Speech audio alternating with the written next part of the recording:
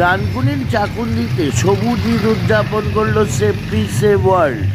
ডানকুনির একাধিক জায়গায় এই সবুজ ঈদ উদযাপিত হলো এদিন।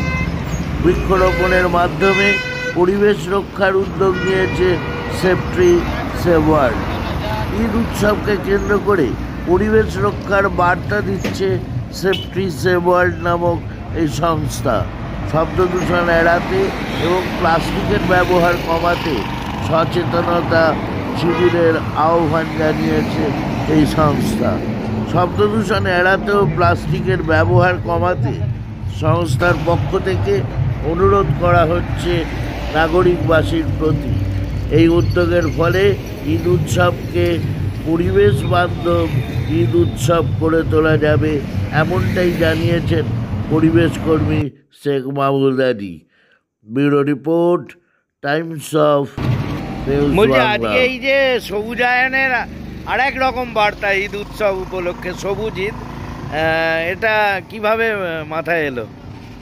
দেখুন, মাথায় নয়, আগামী প্রজন্মকে দূষণমুক্ত সবুজ পৃথিবী উপহার দিতে আমাদের এই উদ্যোগ সবুজ ঈদ উদযাপন করছি। আমরা শুধু যে আমরা ডানকুনি নির্মিত করছি তা নয়, বর্ধমান জেলাতেও বিভিন্ন এলাকায় আমাদের আজকে বৃক্ষরোপণ কর্মসূচি চলছে।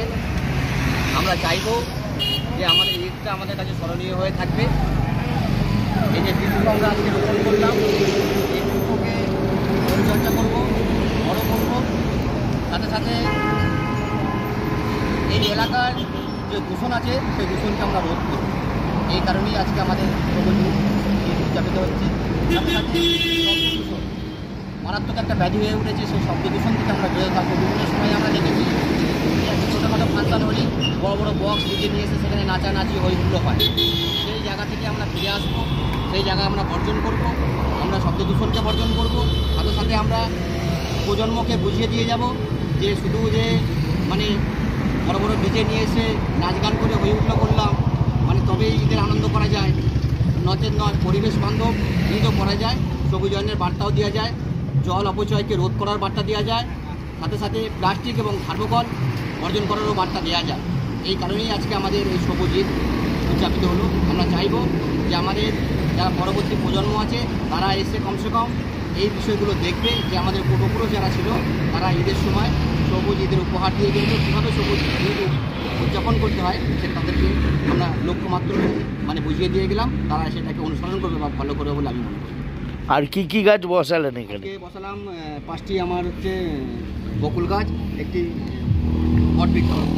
আমি চাইবো যে এখানে এই গাছগুলো বড় হোক, বড় হওয়ার পরে বিভিন্ন পাখি যারা আছে তারা এখানে এসে তাদের বাসাস্থল করবে, এই গাছের মধ্যে তারা আশ্রয় নেবে, তারা থাকবে।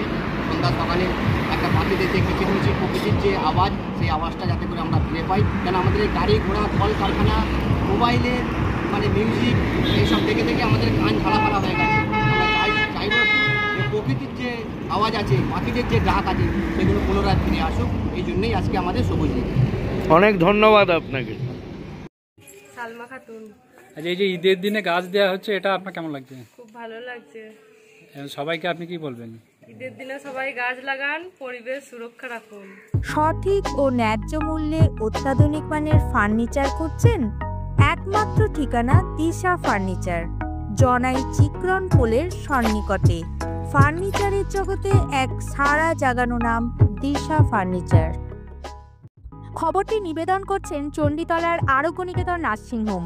ন্যায্য মূল্যে সঠিক চিকিৎসা ব্যবস্থা পেতে আজই যোগাযোগ করুন এই নার্সিংহোমে। এই খবরটি নিবেদন করছেন সৌজন্য সার্সিকা ফুডস, ডানকুনিতে খাদ্য রসিকদের জন্য সেরা ঠিকানা।